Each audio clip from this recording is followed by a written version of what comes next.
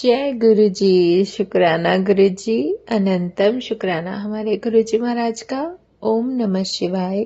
शिव जी सदा सहाय। ओम नमः शिवाय। गुरु जी सदा सहाय। शुक्राना अनंतम शुक्राना हमारे महाशिव, हमारे पूर्ण गुरु, तुम्हारा अनंतम शुक्राना। अब शिव पुराण के चतुर्थ कोटि शतरुद्र संहिता में 19वां चैप्टर पढ़ रहे हैं, केदारेश्वर महात्म्य।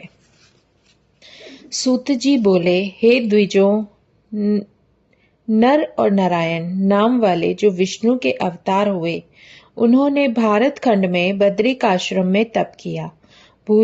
पूजन करने के निमित्त उन दोनों ने प्रार्थना किए हुए शिवजी भक्तों की अधीनता से नित्य पार्थिव लिंग में विराजमान होते थे। इस प्रकार शिव का पूजन करते हुए शिव के भक्त धर्मपुत्र विष्णु के अवतार नर नारायण को बहुत समय बीत गया।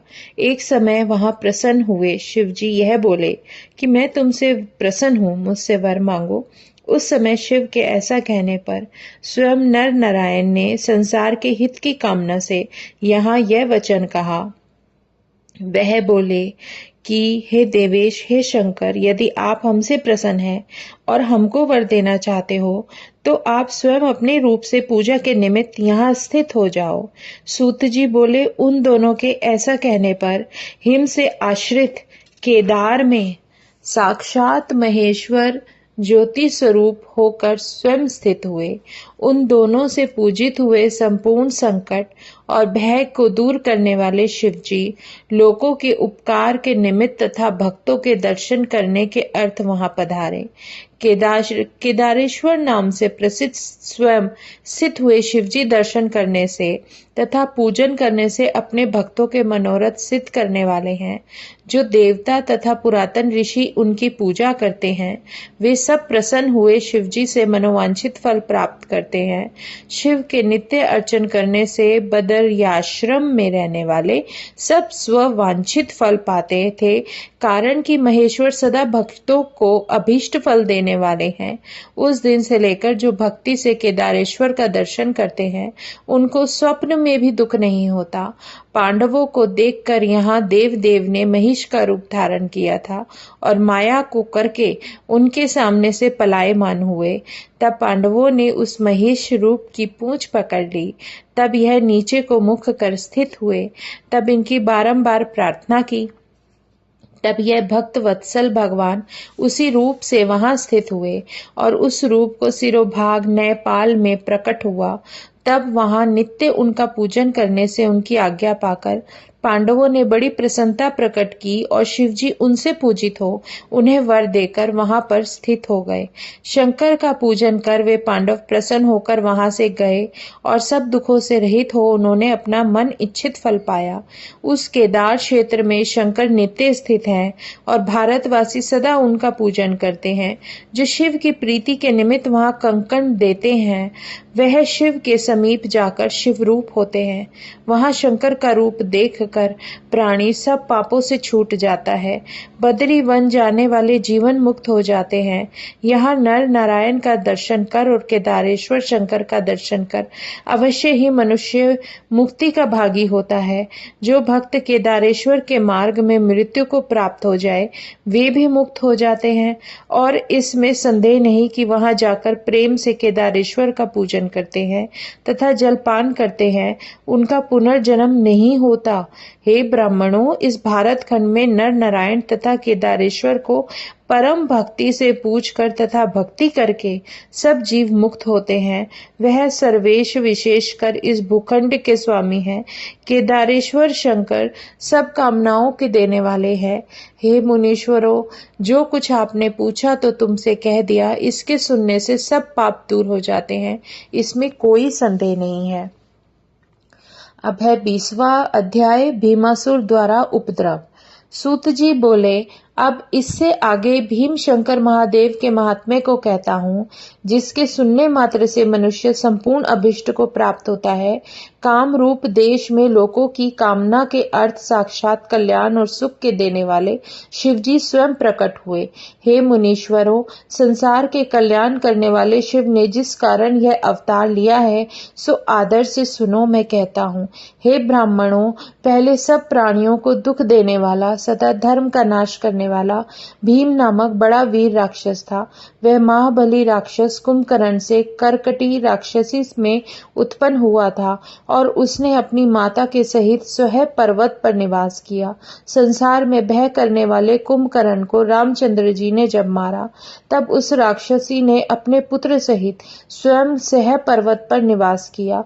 हे दुजों, एक समय बालकपन में लोगों को दुख दूर करने वाले और दुख देने वाले भयंकर पराक्रम वाले भीम ने अपनी माता कर्कटी से पूछा। भीम पूछते हैं, हे माता, मेरा पिता कौन है तथा कहाँ है? तू क्यों अकेली स्थित हुई है? यह सब ठीक ठाक जानने की इच्छा है, सो तू कह। सूत जी बोले, इस प्रकार उस पुत्र के पूछने पर वह दुष्ट राक्षसी अपने पुत्र से बोली कि मैं सब वर्णन कहती हूँ। कर्कटी बोली, तेरा पिता रावण का भाई कुंभकर्ण था। उस महाबली का भाई सहित रामचंद्र जी ने मार डाला। हे पुत्र, एक समय वह राक्षस कुंभकर्ण यहाँ आया था और उस बलवान ने मेरे साथ रमन किया और मुझे यहीं त्याग कर लंकापुरी को चला गया। मैंने वह लंका भी नहीं देखी, मैं यहीं पर निवास करती हूँ। मेरा पिता कर्कट नाम वाला है और माता पुष्कसी है। मेरा पति विराट को रामचंद्र ने पहले ही युद्ध में मार दिया था। अपने प्रिय स्वामी के मर जाने पर मैं अपने माता पिता के समीप रहने लगी। तपस्वी अगस्त्य के शिष्य को भक्षण करने को मेरे माता पिता गए, तब क्रोधित हुए तीव्र प्रताप वाले उस महात्मा ऋषि ने अपने तपोबल से उनको भस्म कर दिया। तब से मैं अकेली दुखी हुई, आश्रय और सहायता रहित पहले से इस पर्वत पर रहती थी। उसी समय में यहाँ आकर रावण के भाई कुंभकर्ण ने मेरे साथ भोग किया और मुझे अकेला छोड़कर चला गया, जिसके पीछे तू महाबली पराक्रमी उत्पन्न हुआ। तब से तुझे आलंबन करके मैं समय बिताती हूँ। सूत जी बोले, ऐसा वचन सुनकर प्रबल पराक्रमी भीम भगवान के ऊपर बड़ा क्रोधित हुए और चिंता करने लगे कि मैं अब क्या करूं।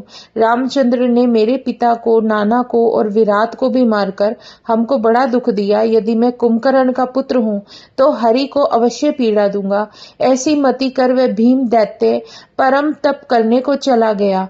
तब उसने ब्रह्मा के उद्देश्य से मन से ध्यान में मग्न होकर सहस्र वर्ष पर्यंत बड़ा तप किया। वह भीम राक्षस का पुत्र ऊपर को भुजा उठाकर एक पैर से खड़ा हुआ, सूर्य में दृष्टि लगाए हुए स्थित था। उसके मस्तक पर परम भयानक तेज उत्पन्न हुआ था।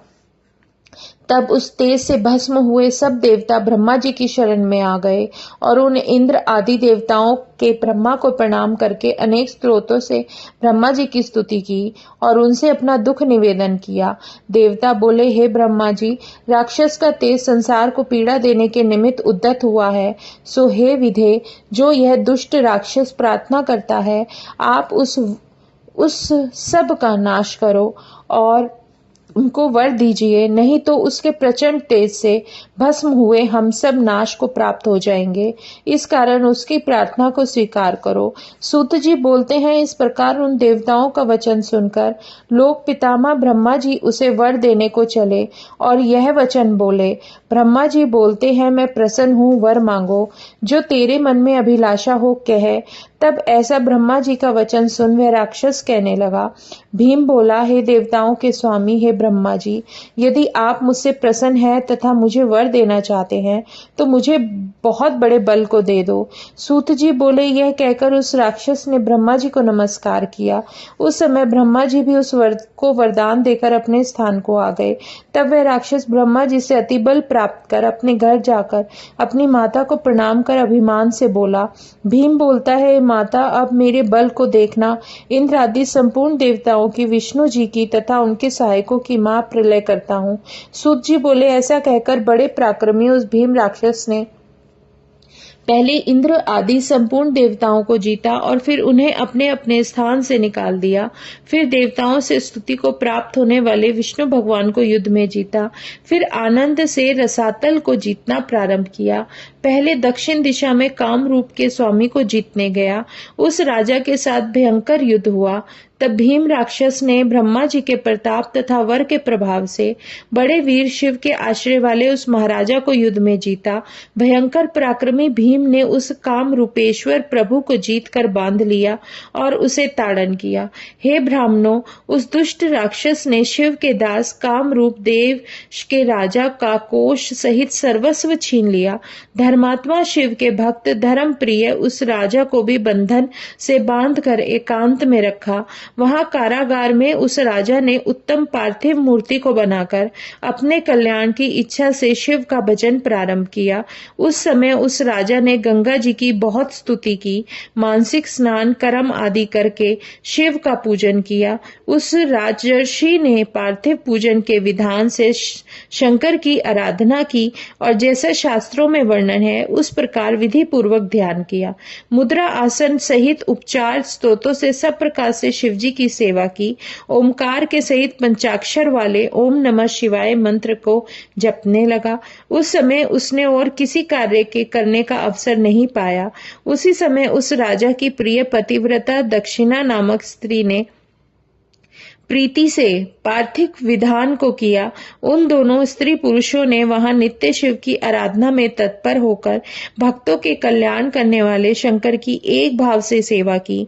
उस राक्षस ने वरदान के अभिमान से मोहित हो संपूर्ण यज्ञ कर्म धर्मों का लोप करके सब मुझे ही दे दो ऐसा प्रचार किया। हे श्रेष्ठ ऋषियों, दुष्ट आत्मा राक्षसों की सेना के सहित उस राक्षस ने संपूर्ण पृथ्वी को अपने वश में कर लिया और वेद के धर्म, शास्त्रों के धर्म, स्मृतियों के धर्म और पुराणों के धर्मों को सर्वथा लोप करके स्वयं स्वतंत्र होकर भोग भोगने लगा। हे ब्राह्मणों, उसने इंद्र आदि देवता तथा ऋषियों और ब्राह्मणों को पीड़ा दी और अति दुख को प्राप्त हुए। उन्हें अपने अपने लोकों से निकाल दिया गया। तब व्याकुल हुए सब इंद्र आदि देवता तथा ऋषि ब्रह्मा विष्णु को लेकर शिव की शरण में गए और स्तोत्रों से स्तुति की। उन्होंने महाकोशी नदी के समीप लोकों के कल्याण करने वाले शंकर को प्रसन्न किया। पार्थिव मूर्ति बनाकर विधान सहित पूजा करके अनेक स्तोत्रों से तथा क्रम से नमस्कार आदि उपचारों से पूजन किया। इस प्रकार देवताओं की स्तुति आदि से संतुष्ट हुए शिवजी ने उन देवताओं से बोला कि शिवजी बोलते हैं, हे विष्णु, हे देवताओं, हे सब ऋषियों, मैं तुमसे बहुत प्रसन्न हूँ, तुम वर मांगो, मैं तुम्हारे लिए क्या कार्य कर सकता हूँ।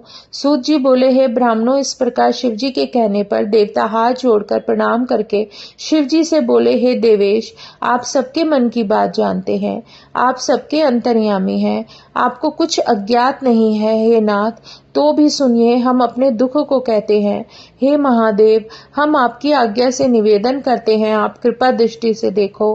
कुंभकर्ण से उत्पन्न हुआ कर्कटी का पुत्र बलि राक्षस ब्रह्मा के दिए वरदान से रात दिन देवताओं को पीड़ा देता है।